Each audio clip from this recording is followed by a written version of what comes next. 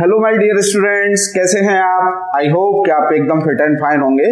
तो बच्चों, आज मैं आपके लिए लेकर आया हूं वेक्टर एनालिसिस का लेक्चर नंबर 3। तो बच्चों, अब तक जो हमने लेक्चर 2 पढ़ चुके हैं, हम 2 लेक्चर्स पढ़ चुके हैं।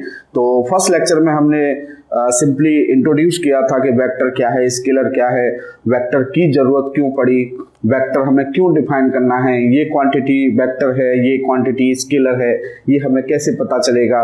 ठीक है। उसके बाद दूसरा लेक्चर था जितने भी टाइप्स ऑफ वेक्टर हो सकते हैं, जैसे equal vector, negative vector, parallel vector, anti parallel vector, तो जितने भी टाइप्स ऑफ वेक्टर हो सकते थे सेकेंड लेक्चर में हमने वो डिफाइन किए थे। अब शुरू होता है बच्चों वेक्टर का असली खेल, जो हम वेक्टर अलजेब्रा जिसे हम कहते हैं, जो हमको सीखना है वेक्टर अलजेब्रा। अलजेब्रा बोले तो बच्चों सिंपल अलजेब्रा का मतलब है कि there are 4 basic processes in mathematics like addition, subtraction, division and multiplication. तो अलजेब्रा अगर कहीं वर्ड आ रहा है तो इसका मतलब वहां पर एडिशन, सब्ट्रैक्शन, डिवीजन और मल्टीप्लिकेशन की बात होनी है। तो वेक्टर अलजेब्रा का मतलब है कि आपको उस अलजेब्रा में आपको ये सिखाया जाएगा कि how to add vectors, how to subtract vectors and how to multiply vectors. Okay. तो आज का जो लेक्चर है बच्चों, वो हमारा सबसे जो पहली प्रोसेस होगी हमारी वेक्टर पर, जो एडिशन ऑफ वेक्टर जिसको हम बोलेंगे। तो आज का जो लेक्चर है वो है हमारा एडिशन ऑफ वेक्टर्स के ऊपर, कि how to add vectors. Clear. तो सबसे पहले बच्चों बात आती है कि एडिशन ऑफ वेक्टर की अगर हम बात करें तो प्रिंसिपल ऑफ होमोजेनिटी, फिजिक्स में प्रिंसिपल ऑफ होमोजेनिटी को आप जस्ट एक प्रिंसिपल के तौर पर डायमेंशन एनालिसिस वगैरह में पढ़ते हैं और बस वहीं पर उसे पढ़ के छोड़ देते हैं। लेकिन उसका एक बहुत ही कहते हैं ना अहम इंपॉर्टेंस है, उसकी एक बहुत ही सिग्निफिकेंस रखता है प्रिंसिपल ऑफ होमोजेनिटी अपने आप में। तो प्रिंसिपल ऑफ होमोजेनिटी कहता है कि हम उन्हीं 2 क्वांटिटीज को ऐड या सब्ट्रैक्ट कर सकते हैं जिनके डायमेंशन फॉर्मूला सेम हो और नेचर सेम हो। तो जाहिर सी बात है, हम वेक्टर में वेक्टर ऐड करेंगे तो नेचर तो सेम है, 2 वेक्टर को ऐड कर रहे हैं, लेकिन जिन 2 वेक्टर को ऐड कर रहे हैं उनकी यूनिट मींस बोले तो डायमेंशन फॉर्मूला भी सेम होना चाहिए। तो इसका ऐसा तो तभी हो सकता है कि जब वेक्टर ए और वेक्टर बी, 2 जो वेक्टर हैं वो दोनों सिमिलर क्वांटिटी को रिप्रेजेंट करते हों। आप समझ रहे हैं मैं कहना क्या चाह रहा हूं। Addition of vector means we can add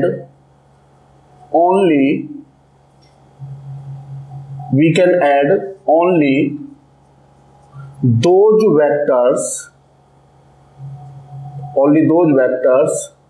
whose units are same। Clear. Means हम फोर्स में फोर्स ही ऐड कर सकते हैं भाई, फोर्स में हम फोर्स ही ऐड कर सकते हैं, फोर्स में वेलोसिटी को ऐड नहीं कर सकते। वेलोसिटी भी वेक्टर है, फोर्स भी वेक्टर है, लेकिन दोनों की यूनिट सेम नहीं है। फोर्स की यूनिट किलोग्राम मीटर पर सेकंड स्क्वायर है, वेलोसिटी की मीटर पर सेकंड है, तो दोनों की यूनिट सेम नहीं है, भले ही दोनों ही वेक्टर हैं। तो किसी भी वेक्टर में किसी भी वेक्टर को ऐड नहीं कर सकते। पहली बात तो आप ये समझिएगा, किसी भी वेक्टर में किसी भी वेक्टर को ऐड नहीं कर सकते। तो फोर्स में फोर्स को ही ऐड कर सकते हैं, वेलोसिटी में वेलोसिटी को ही ऐड कर सकते हैं, मोमेंटम में मोमेंटम को ही ऐड किया जा सकता है, एक्सेलरेशन में एक्सेलरेशन को ही ऐड कर सकते हैं। ये चीज क्लियर है। तो यहां जब हम बोलेंगे ना कि जैसे हम तो जनरलाइज बात करेंगे कि एक वेक्टर ए है, एक वेक्टर बी है, तो जो वेक्टर ए है वही वेक्टर बी है, मतलब सिमिलर क्वांटिटी को रिप्रेजेंट करेंगे वो। अगर वेक्टर ए फोर्स है तो वेक्टर बी भी आपका फोर्स ही होगा। ठीक है। तो एडिशन ऑफ वेक्टर बच्चों बात आती है, अब हमें यह सीखना है कि हमें वेक्टर्स को कैसे ऐड करना है, हमें वेक्टर्स को कैसे ऐड करना है।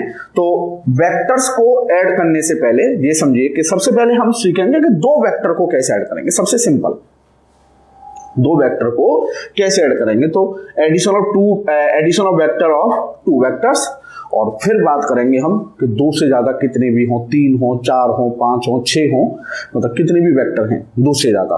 ठीक है। तो मोर देन 2 वेक्टर्स को कैसे ऐड करेंगे। क्लियर। पहले हम सीखेंगे दो वेक्टर को कैसे ऐड करेंगे, फिर उसके बाद हम उसको थोड़ा सा एक्सटेंड करेंगे कि अगर दो से ज्यादा कितने भी वेक्टर हों तो उन्हें कैसे ऐड करेंगे। उसके बाद अब दो वेक्टर को ऐड करने के दो तरीके हो सकते हैं, मींस हम दो वेक्टर हैं उनको ऐड दो तरीके से, दो मेथड से कर सकते हैं। पहला ग्राफिकल मेथड और दूसरा है बच्चों एनालिटिकल मेथड। एनालिटिकल मेथड का मतलब होता है बच्चों बाई इक्वेशंस, बाई इक्वेशंस और कहिए फॉर्मूला। मतलब ऐड करने का भी आपके पास क्या होगा, यहां पर एक फॉर्मूला होगा कि भाई इस फॉर्मूले से आप दो वेक्टर को ऐड कर सकते हैं, ठीक है ना। तो ग्राफिकल मेथड बच्चों, अब ग्राफिकल मेथड को भी दो तरीके से हम एक्सप्लेन कर सकते हैं। ग्राफिकल मेथड में ट्रायंगल मेथड हो सकती है, जिसको हम हेड टू टेल मेथड भी बोलते हैं, हेड टू टेल मेथड, ठीक है, ट्रायंगल मेथड। और दूसरी मेथड हो सकती है हमारी पैरेललोग्राम मेथड, ठीक है। तो ग्राफिकल मेथड मतलब ग्राफिकली हम वेक्टर को दो तरीके से ऐड कर सकते हैं, bye using triangle method, by using parallelogram method, clear. अब मोर देन टू वेक्टर्स को जब ऐड करने की बात आएगी बच्चों, तो दो वेक्टर्स मोर देन टू वेक्टर्स को भी हम दो तरीके से ऐड कर सकते हैं, ग्राफिकल मेथड और कंपोनेंट मेथड। ये जो बच्चों मेथड है हमारी कंपोनेंट मेथड, ये हम नेक्स्ट लेक्चर्स में डिस्कस करेंगे जब हम रेजोल्यूशन ऑफ वेक्टर एक कॉन्सेप्ट है, जब उसको हम समझेंगे उसी लेक्चर में हम कंपोनेंट मेथड को डिस्कस करेंगे, ठीक है ना। तो और ये जो मेथड है ये बहुत बहुत इंपॉर्टेंट मेथड होती है बच्चों। लास्ट आपके जेईई मेंस में लगातार क्वेश्चंस आते रहे हैं इस पर, ठीक है। मतलब जब आपको वो कहते हैं ना 6 7 8 वेक्टर दे दे, तो फिर कंपोनेंट मेथड सबसे सूटेबल मेथड होती है ना, और बड़ी मजेदार मेथड होती है, बहुत सिंपल मेथड होती है। तो मोर देन टू वेक्टर्स को भी हम दो तरीके से ऐड कर सकते हैं, ग्राफिकल मेथड, अच्छा ग्राफिकल मेथड मतलब पॉलीगन मेथड, पॉलीगन, ठीक है। पॉलीगन आप जहां समझते हो भाई, जैसे ट्रायंगल, ठीक है, जिसकी 3 से ज्यादा साइड हो, 4 से ज्यादा साइड हो तो वो पॉलीगन हो जाता है, ठीक है ना। जैसे पेंटागन, हेक्सागन, ऑक्टागन, ठीक है, क्लियर। तो वहां पर पॉलीगन मेथड यूज होगी जब मोर देन आपके टू वेक्टर्स होंगे, ठीक है ना। तो ये आप एक चार्ट है, मतलब एक फ्लो चार्ट है कि आपको एडिशन ऑफ वेक्टर किस फ्लो में पढ़ना है, ठीक है ना। तो आप इसे बना लीजिए, फिर हम स्टार्ट करते हैं आपका addition of two vectors, addition of two vectors. और सबसे पहले हम इस लेक्चर में सिर्फ आपको ये क्लियर कर दूं, इस लेक्चर में हम केवल ग्राफिकल मेथड को क्लियर करेंगे कि how to use graphical method for addition of vectors, clear. तो आपने ये कर लिया होगा, ठीक है, आप इसको लिख लीजिए। ये चार्ट बहुत इंपॉर्टेंट होते हैं, आपको एक डायरेक्शन देते हैं कि भाई आपको ये टॉपिक किस वे में और किस तरीके से पढ़ना है, ठीक है। चलिए तो मैं इसको रफ कर देता हूं। तो अब स्टार्ट करते हैं बच्चों, सबसे पहले addition of two vectors, addition of two vectors, और सबसे पहले हम पढ़ेंगे ग्राफिकल मेथड, क्लियर। तो एडिशन ऑफ टू वेक्टर्स में सबसे पहले हम पढ़ेंगे साहब आपका एडिशन ऑफ टू वेक्टर्स में सबसे पहले हम क्या पढ़ेंगे, ग्राफिकल मेथड। तो ग्राफिकल मेथड बहुत सिंपल है बच्चों, ध्यान से देखिएगा, बहुत इजीली और बहुत आराम से समझ में आ जाएगा। ग्राफिकल मेथड, और इसको हम बोलते हैं ट्रायंगल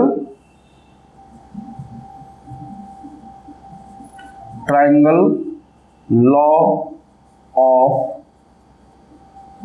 वेक्टर एडिशन, और इसको हेड टू टेल मेथड भी बोलते हैं, head to tail method, clear. तो हेड टू टेल मेथड, ये बात आप पहले दो लेक्चर से समझ ही गए होंगे कि ग्राफिकली किसी भी वेक्टर को हम एरो से डिनोट करते हैं, ग्राफिकली किसी भी वेक्टर को हम एरो से डिनोट करते हैं, और उस एरो की जो लेंथ होती है बच्चों, वो हमें वेक्टर की मैग्नीट्यूड देती है, और एरो का जो हेड होता है वो हमें वेक्टर की डायरेक्शन बताता है कि वेक्टर किस डायरेक्शन में है। सिंपल, ठीक है। तो ये हेड, जिधर एरो होगा उसे हेड बोलते हैं, और ये जो है आपका, इसको हम बोलते हैं बच्चों टेल। सिंपल। अब हमको दो वेक्टर गिवन है बच्चों, दो वेक्टर गिवन है, दो वेक्टर मतलब वो दो वेक्टर, अब आप समझ लीजिए, बार बार रिपीट नहीं करना चाहता मैं, कि दो वेक्टर गिवन है। जैसे उसने कहा कि एक वेक्टर है साहब आपका, सपोज ये ए, ठीक है, ये वेक्टर ए है, और एक वेक्टर है साहब हमारा vector B. Clear? Vector A vector B. तो उन्होंने कहा कि साहब vector A plus vector B बताइए क्या होगा। तो वेक्टर ए और वेक्टर बी ये दोनों एक ही क्वांटिटी को डिनोट कर रहे हैं। कहने का मतलब, अगर वेक्टर ए वेलोसिटी है तो वेक्टर बी भी वेलोसिटी होना चाहिए। अगर वेक्टर ए मोमेंटम है तो वेक्टर बी भी मोमेंटम होना चाहिए। क्लियर? तो इन दोनों को हमको ग्राफिकली ऐड करना है by using triangle law of vector addition, या कहिए हेड टू टेल मेथड। ठीक है साहब? तो सिंपल है। देखो, triangle law of vector addition क्या कहता है कि पहले देखिए a प्लस बी में ये आपका हो गया फर्स्ट वेक्टर और ये हो गया साहब आपका सेकंड वेक्टर। ठीक है? तो वो मेथड कहती है कि पहले फर्स्ट वेक्टर को उसकी डायरेक्शन में ड्रॉ कर लो साहब। तो ये हो गया साहब आपका फर्स्ट वेक्टर। ठीक है? Draw the first vector in its direction. तो वेक्टर ए की मतलब फर्स्ट वेक्टर की जो भी डायरेक्शन है उसको उसकी डायरेक्शन में उतने ही मैग्नीट्यूड का जितना वो है वो हमने ड्रॉ कर दिया। अब हेड टू टेल मेथड का क्या मतलब है? पहले का हेड और दूसरे की टेल, दोनों को मिला के, पहले का हेड और दूसरे की टेल मिला के दूसरे वेक्टर को, दूसरा वेक्टर जो है उसे उसकी डायरेक्शन में ड्रॉ कर दीजिए, जो भी उसकी डायरेक्शन है वेक्टर बी की। बस क्या करना है, पहले के हेड को और दूसरे की टेल को मिला देना है और दूसरे वेक्टर को उसकी डायरेक्शन में ड्रॉ कर दीजिए। Clear?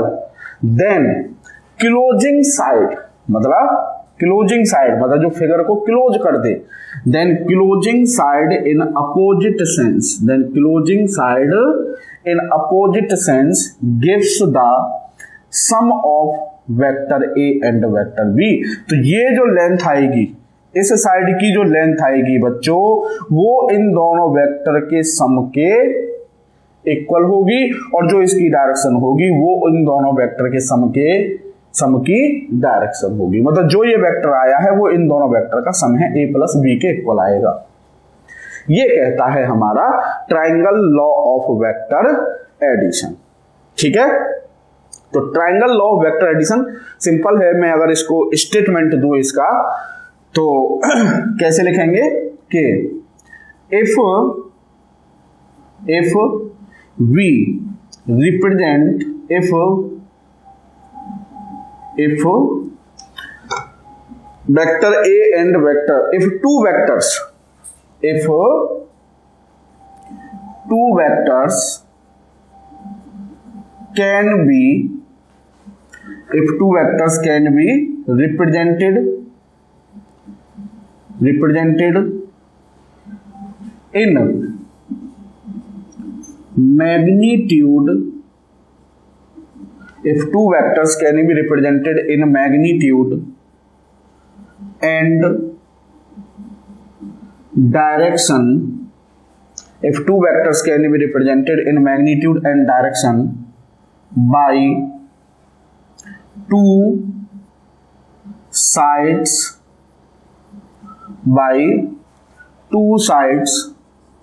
of a triangle, by two sides of a triangle taken in the same sense, then taken in the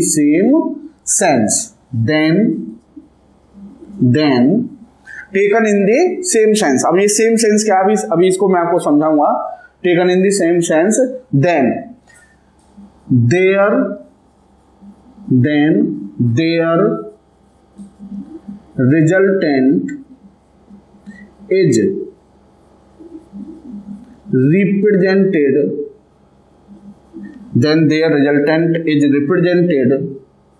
in magnitude and direction by the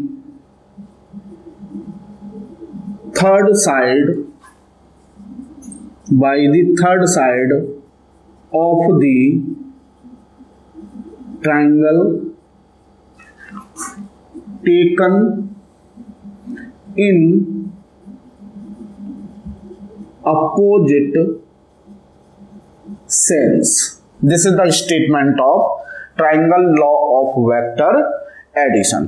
क्या कह रहा है वो कि if two vectors can be represented in magnitude and direction, if two vectors a and b, जो भी दो vector हैं, अगर हम उन दोनों वेक्टर्स को मैग्नीट्यूड और डायरेक्शन में रिप्रेजेंट करें किससे, by two sides of A triangle, ये भाई एक ट्राइंगल है, ठीक है, taken in the same sense. अब आप सोच रहे होंगे कि इसका क्या मतलब है, अगर taken in the same sense, same sense, but sense कहते ना, सेंस क्लॉकवाइज सेंस है या एंटी क्लॉकवाइज सेंस है, घड़ी वाला जो, वही सेंस है यहां पर, ये taken in the same sense मतलब क्लॉकवाइज या एंटी क्लॉकवाइज। तो जब हम ए से बी की तरफ जा रहे हैं, देखिए जब ए से बी की तरफ जा रहे हैं तो क्या सेंस बनना है, ये एंटी क्लॉकवाइज।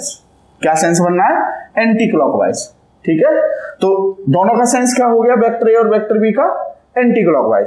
तो वो कह रहा है then their resultant is represented in magnitude and direction by the third side of the triangle, by the third side of the triangle in magnitude and direction by the third side of the triangle taken in opposite sense, मतलब जो third side है उसका sense क्या होगा, opposite, मतलब ये anti clockwise है तो इसका सेंस क्या है, देखो ये कैसे जा रहा है, इधर ही तो जा रहा है, इधर मतलब क्लॉकवाइज, क्या क्लॉकवाइज, ये ध्यान देने वाली बात है, क्लियर। मतलब जो रिजल्टेंट होगा उसका सेंस वेक्टर ए और बी के सेंस से जस्ट अपोजिट होगा। अगर ए और बी का सेंस एंटी क्लॉकवाइज है तो रिजल्टेंट क्लॉकवाइज डायरेक्शन में जाएगा, अगर ए और बी क्लॉकवाइज होते तो रिजल्टेंट एंटी क्लॉकवाइज जाता, क्लियर। तो ये हो गया सब हमारा triangle law of vector addition. अब एक और चीज, वेक्टर ए, वेक्टर बी और उनका रिजल्टेंट तीनों मिलके क्या बना रहे हैं, ये फिगर क्या है बच्चों, अब मन में आ रहा हो ना कि सब ये triangle law of vector addition, तो आप समझ गए होंगे कि इसको triangle law of vector addition क्यों बोल रहे हैं, क्योंकि वेक्टर ए, वेक्टर बी और उनका जो रिजल्टेंट है, उनका जो सम है, वो मिलके एक क्या बना रहे हैं, एक ट्राइंगल बना रहे हैं। That's why this method is called triangle law of vector addition, clear. तो यहां पर क्या लिखेंगे हम कि as vector A and vector B and their resultant are together formed a triangle, so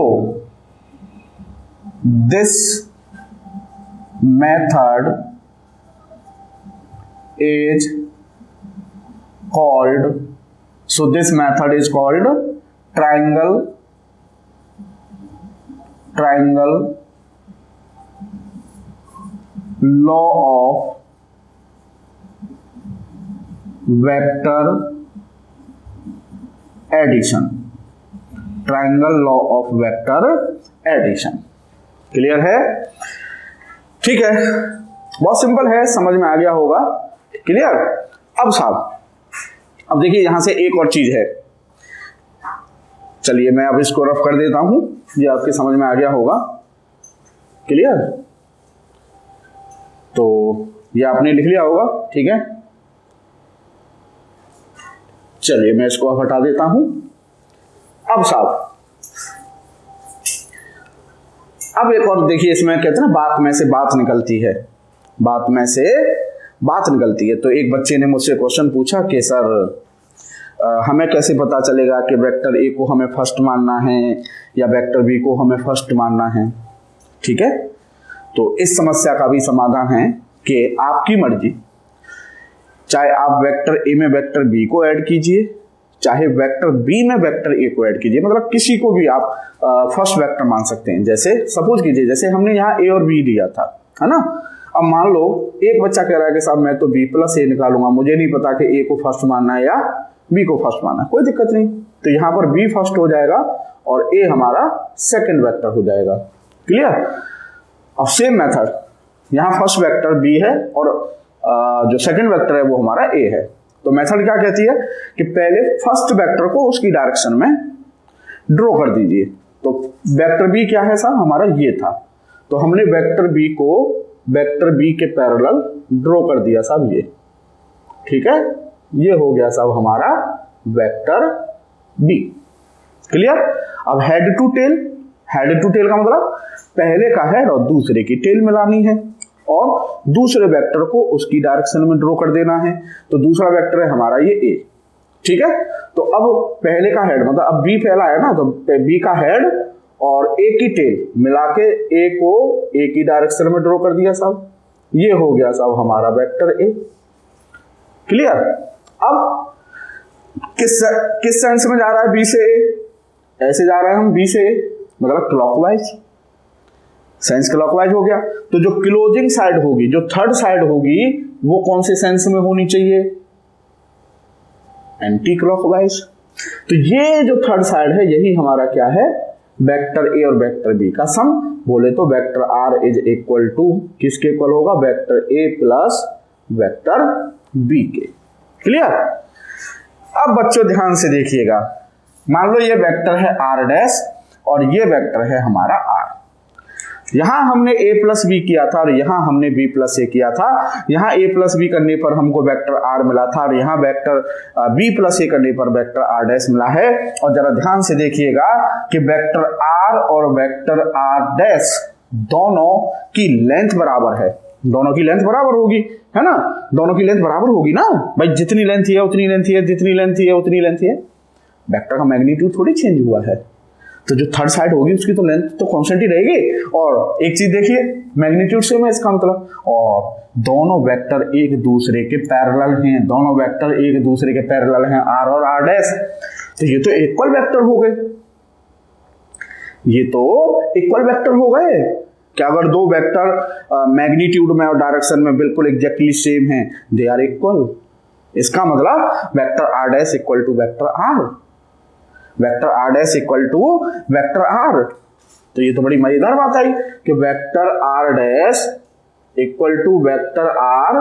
बोले तो वेक्टर आर डैश क्या था, बी प्लस ए, और इक्वल टू किसके है, vector A plus vector B. इसका मतलब ये तो बड़ी गजब की प्रॉपर्टी निकली।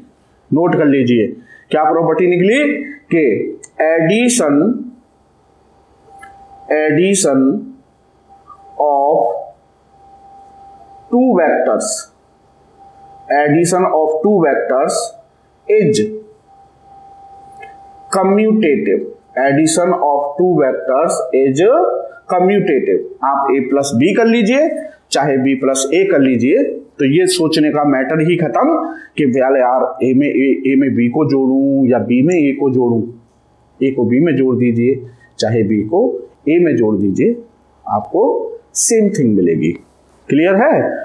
तो addition of two vectors is commutative, आप b प्लस ए कर लीजिए चाहे a प्लस बी कर लीजिए। तो ये थी बच्चों हमारी triangle law of vector addition. ठीक है साहब, तो ये आई थिंक आपको जरूर समझ में आई होगी।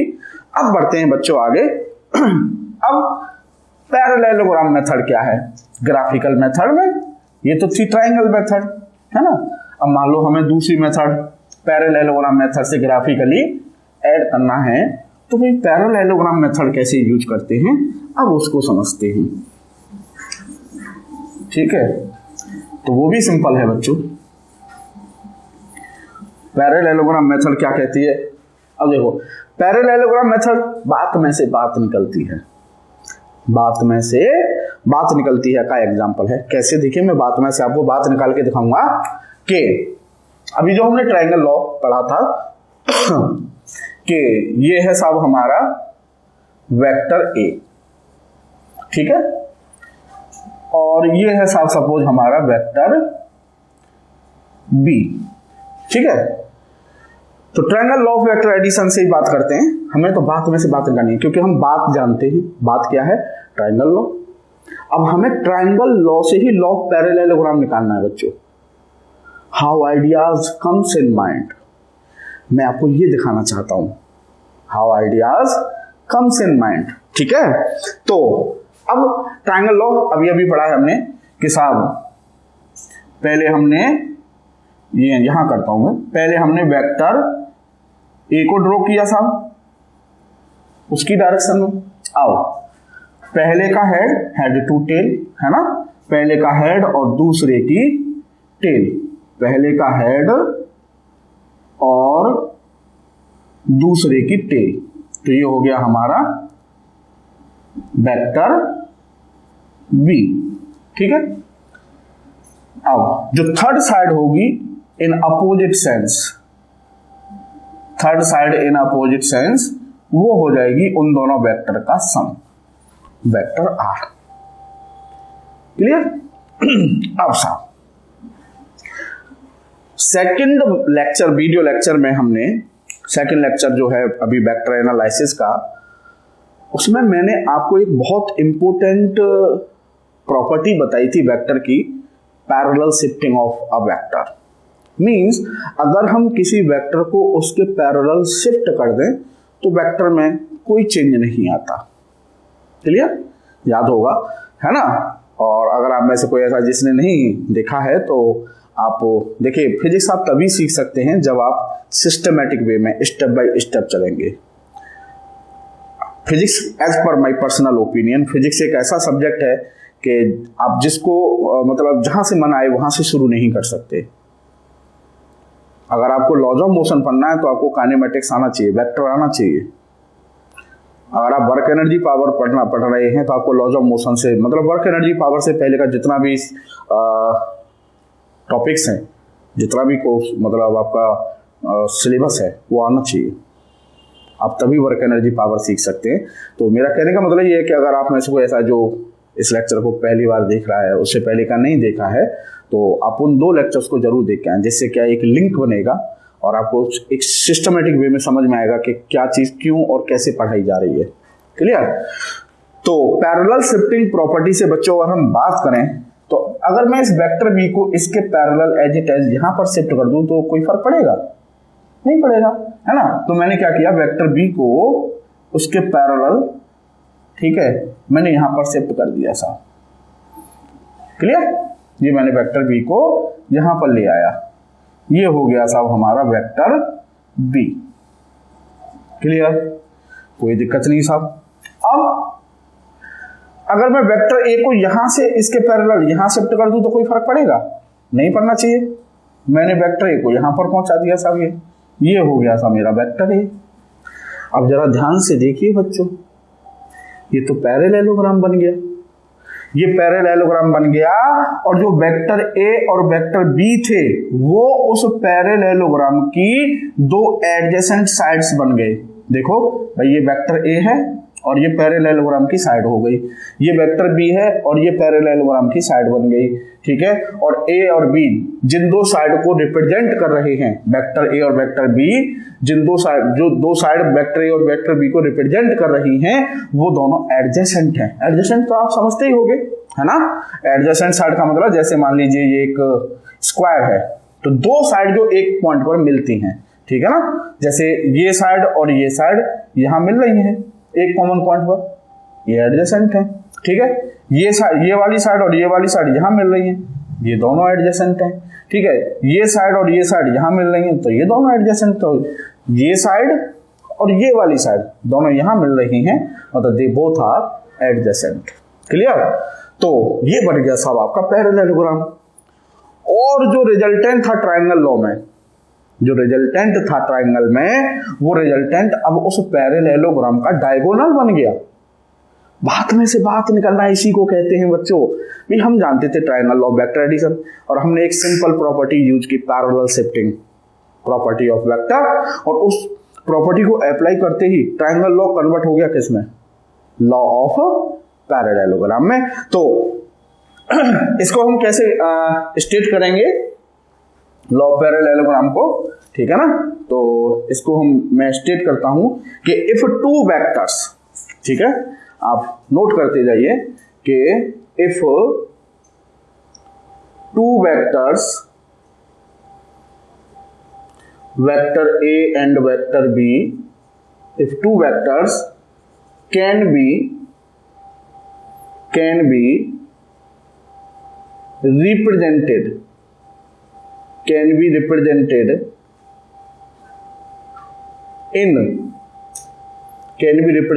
in magnitude and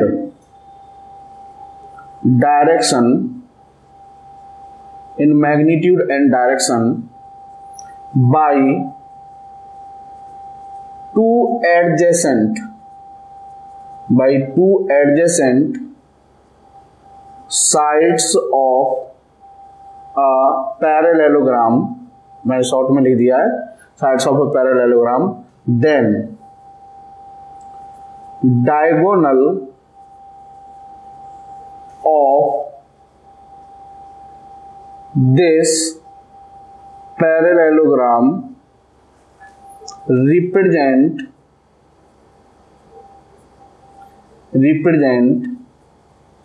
their resultant in magnitude and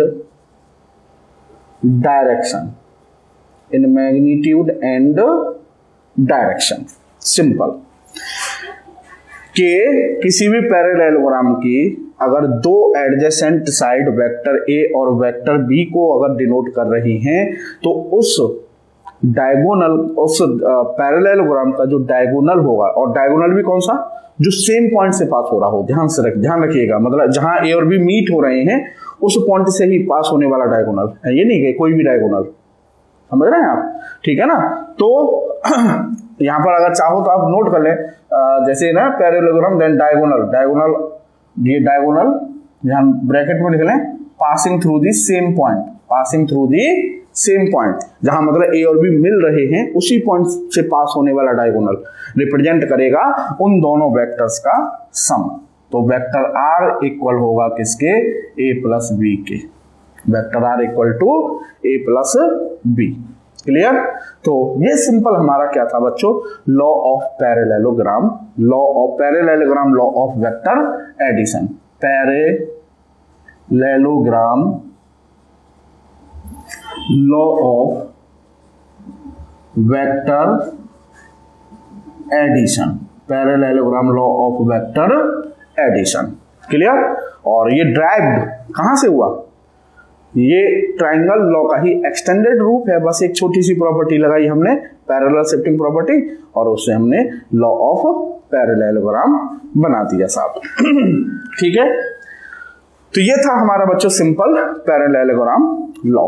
अब बात करते हैं बच्चों हम मोर देन टू वेक्टर्स की, क्लियर, मोर देन टू वेक्टर्स, जो कि इंपोर्टेंट है, ठीक है, इंपोर्टेंट तो ये भी हैं, सब इंपोर्टेंट होता है बच्चों, क्लियर। तो अब आते हैं हम एडिशन ऑफ मोर देन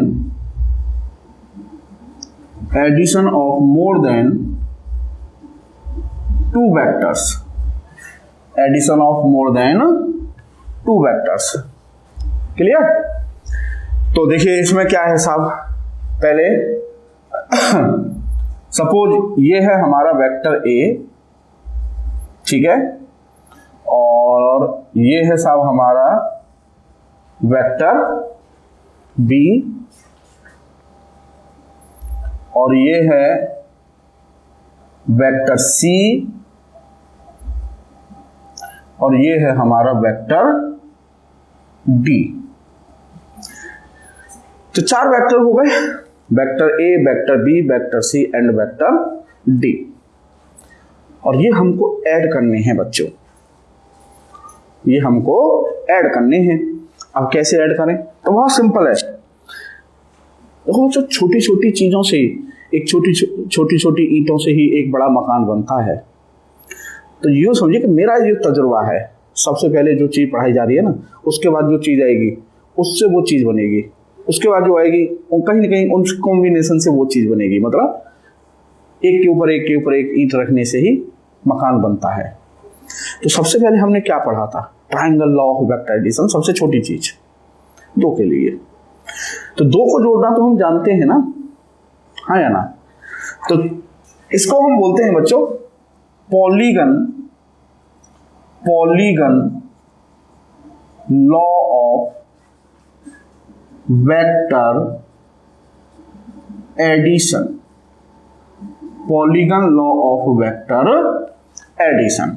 ठीक है, देखो बहुत सिंपल है। 2 को तो ऐड करना जानते हो ना, तो कोई भी 2 ऐड कर लो। पहले कोई भी 2 ऐड कर लेते हैं। जैसे मान लो मैंने पहले ए और बी को ऐड करना है, तो triangle law of vector addition क्या कहता है कि भाई पहले ए और बी को पता करना है। तो ये ए हो गया हमारा फर्स्ट वेक्टर, बी हो गया सेकंड वेक्टर। तो पहले फर्स्ट वेक्टर को फर्स्ट वेक्टर की डायरेक्शन में ड्रॉ कर लो।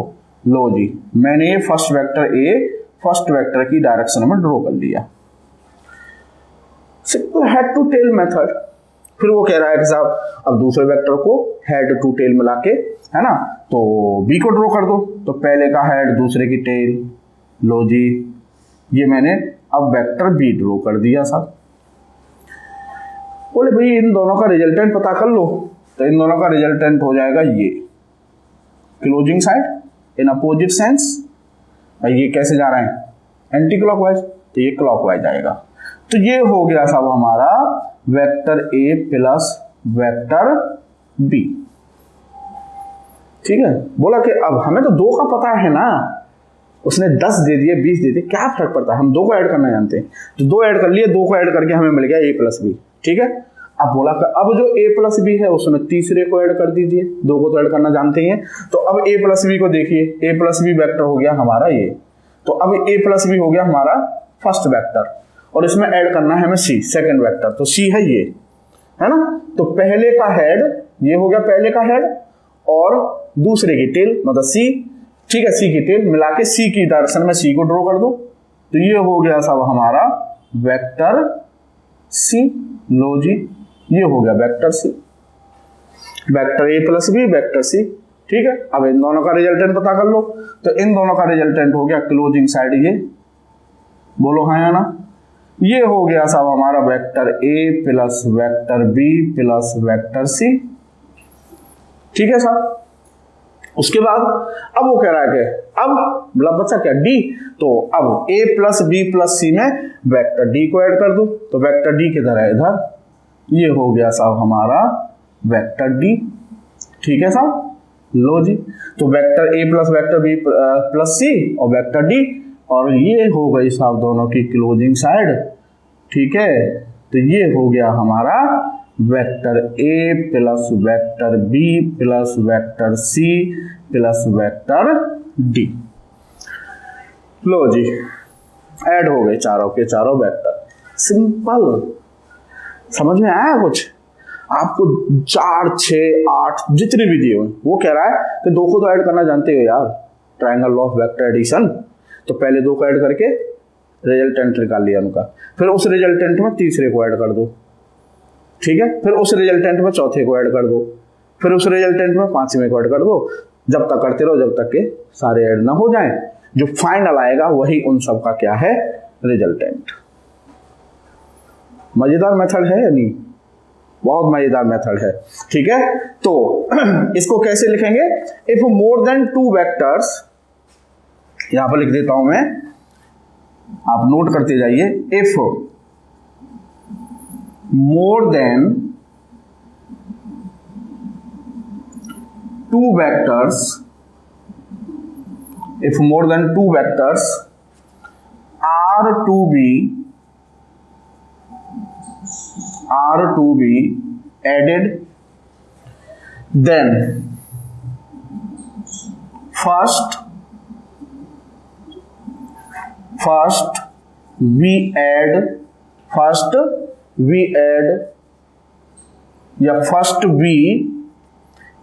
determine the sum of any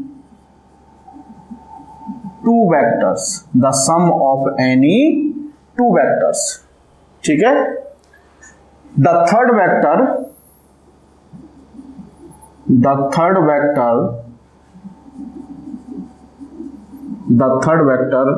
is then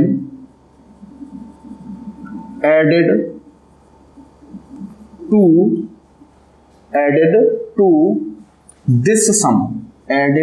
this sum, ठीक है। पहले दो का किया, ये इन दोनों का सम मिल गया, रिजल्टेंट मिल गया, उस रिजल्टेंट में फिर थर्ड ऐड कर दिया, फिर उन दोनों का रिजल्टेंट मिल गया, फिर उस रिजल्टेंट में फोर्थ ऐड कर दिया, तो जो फाइनल आया वो रिजल्टेंट हो गया। तो vector is then added to this sum, ठीक है ना। and this method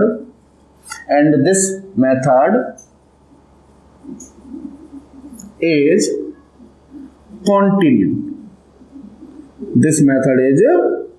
continued. Clear? I hope कि आपको मजा आया होगा इसको समझने में, ठीक है ना।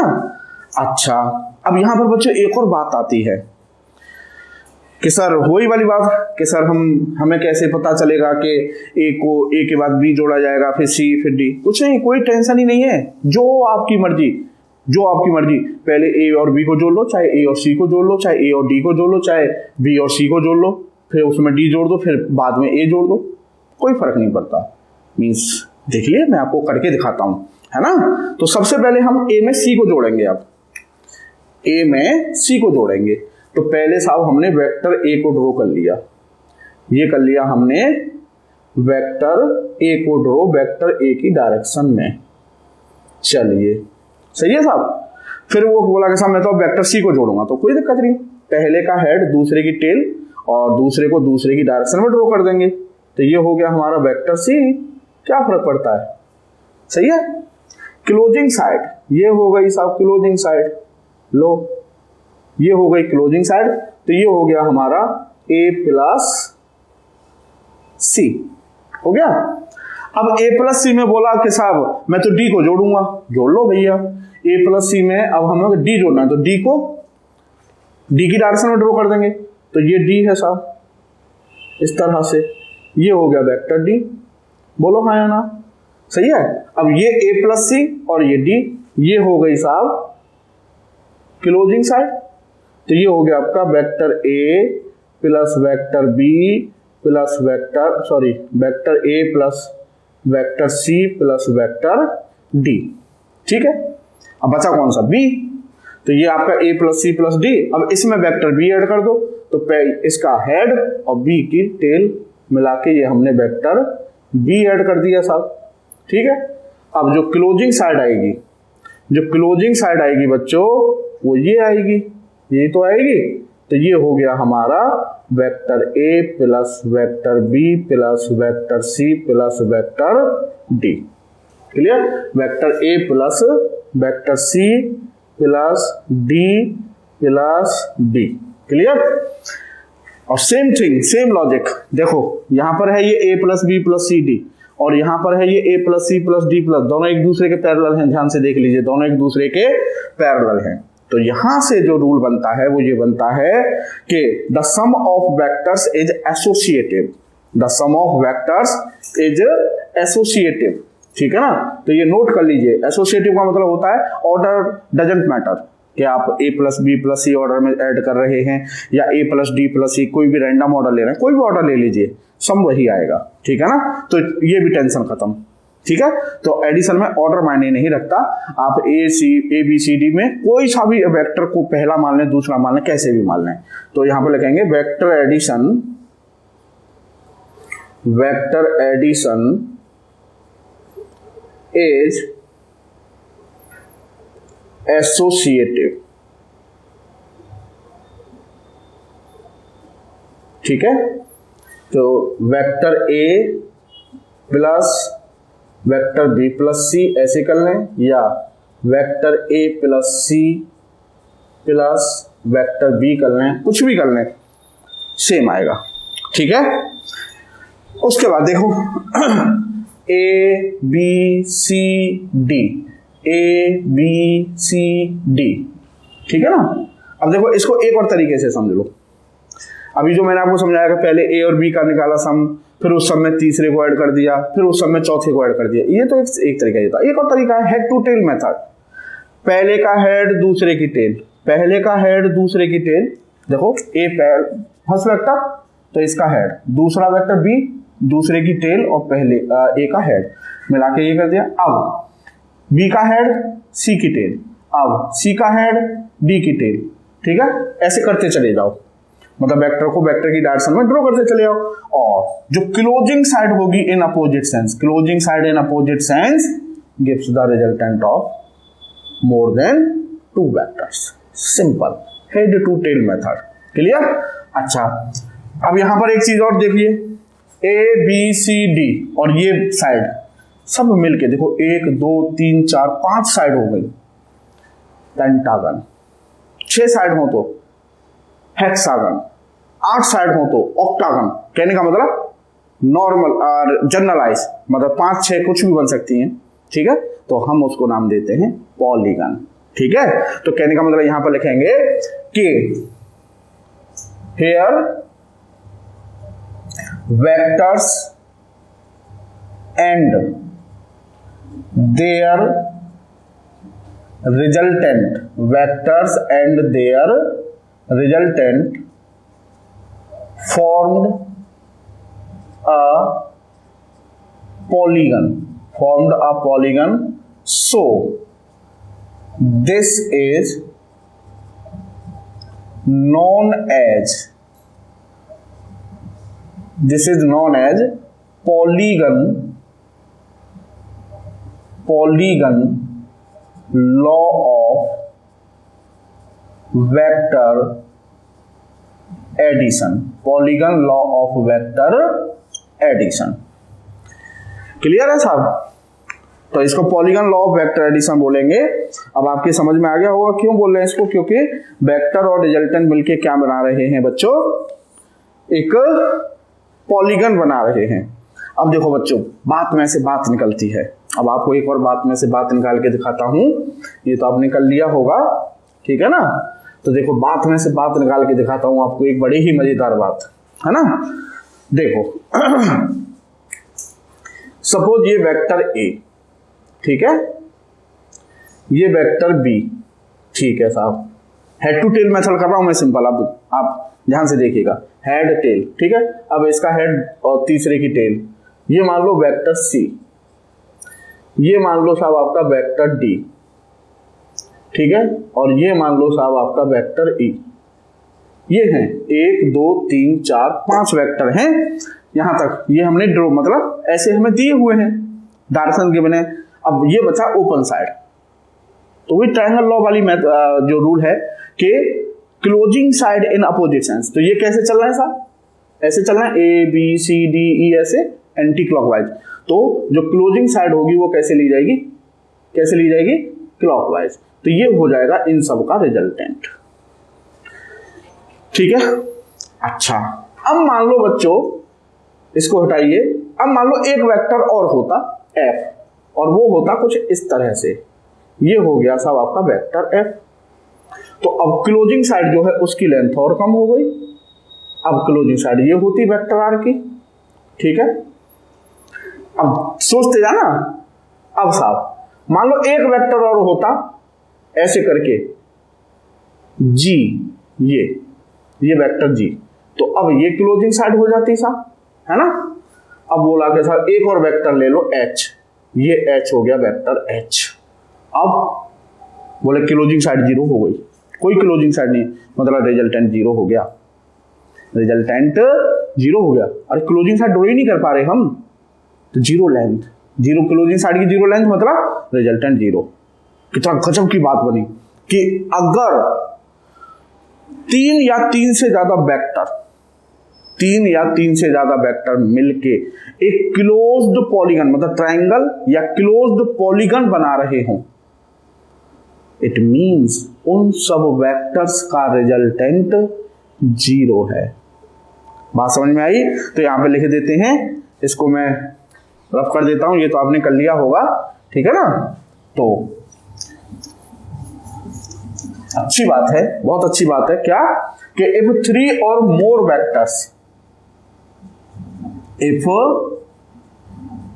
थ्री और more vectors, if three or more vectors themselves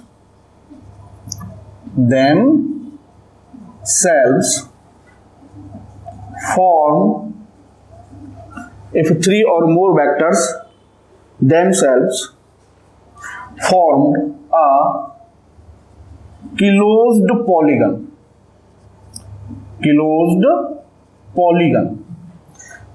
it means we cannot draw their resultant, that is resultant of these vectors is zero. बहुत सिंपल कॉन्सेप्ट है। अगर वेक्टर्स खुद ही एक क्लोज्ड पॉलीगन बना दें तो इट मींस उन सब वेक्टर्स का रिजल्टेंट बच्चों जीरो है, उन सब वेक्टर्स का रिजल्टेंट जीरो है, ठीक है। तो अब साहब अब बात करते हैं बच्चों हम किसकी, अब बात करेंगे हम आपका एक क्वेश्चन लेते हैं, ठीक है ना, और उसके बाद हम अपने इस लेक्चर को विराम देंगे। और क्वेश्चन बड़ा ही सिंपल है बच्चों, इसको मैं यहां से हटा देता हूं अब, ठीक है। तो क्वेश्चन क्या है कि ABCDE इज अ पेंटागन, ठीक है ना, ABCDE is a pentagon, prove that ये हटा देता हूं मैं इस सबको, ठीक है। हाँ जी, ABCDE is a pentagon, prove that the resultant of the forces AB, AE, BC, DC, ED and AC is 3AC, है ना। मैं पहले डायग्राम बनाता हूं, ये साहब AB, ठीक है, ये आपका AC, ये साहब आपका D, और ये साहब E, और ये आपका, ठीक है, और ये आपका गिवन है AC, ठीक है। तो ये कह रहा है ABCD is a pentagon, prove that the resultant of the forces, force है मतलब ये AB, BC, DC, ED, AE, AC, ये सब क्या है, फोर्सेज हैं। तो कह रहा है उन सबका जो सम है वो 3AC होगा, उन सबका सम 3AC होगा। क्लियर? किस किस का? AB, AE, BC, DC, ED and AC, इनका सम कितना है? 3AC के इक्वल है, ये प्रूव करवा रहा है वो, है ना। तो अभी अभी देखो हमने पॉलीगन लॉ, ट्रायंगल लॉ, ये सब हमने पढ़ लिया है। अब देखो कैसे करेंगे। तो देखो इन सब का रिजल्टेंट कितना आना चाहिए, तो vector R resultant equal to A B plus A E plus B C plus D C plus E D plus A C. Simple. अब जरा डायग्राम में देखिएगा, ए बी और B C, A B B triangle, ये देखिए A B C, triangle A B C, A B C, ठीक है ना। ये तो सीधा सीधा ट्राइंगल लॉ बन रहा है, अरे ये तो सीधा सीधा ही ट्राइंगल लॉ बन रहा है। ए बी और बी सी सेम सेंस में दो साइड हो गई, और ए सी क्या हो गई, closing side in opposite sense. तो A B plus B C किसके इक्वल होगा, ए सी के। Triangle of vector addition, it means हम इसको ऐसे अरेंज कर सकते हैं, ए बी प्लस ये बी सी, ये हमने एक साथ ले लिए साहब, ठीक है ना। अब क्या बचा, plus A E plus D C plus E D, ठीक है, ये एक साथ ले लो, और बचा क्या आपका अब ए सी, ठीक है। अब from triangle of vector addition A B plus B C किसके इक्वल होगा, A B plus B C, A C के इक्वल, ये हो गया साहब हमारा ए सी प्लस। अब जरा ध्यान से देखिएगा, लॉ ऑफ पॉलीगन, ए ई ये वेक्टर है, ए ई प्लस डी सी, ये डी सी हो गया साहब, ई डी, ठीक है, A B A E B C D C, ठीक है ना, ए ई डी, हाँ सही है, ए ई और ई डी, ठीक है, और डी सी, ठीक है। और जो क्लोजिंग साइड है ये क्या बनेगा, पॉलीगन ही तो बन गया, तीन से ज्यादा साइड हो गई।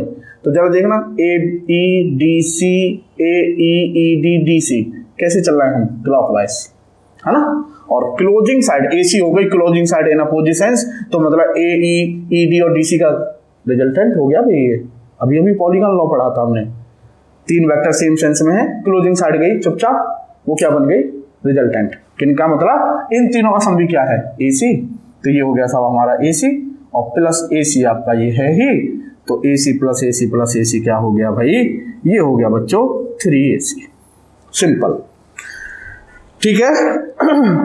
अब साहब ये हो गया आपका ए सी।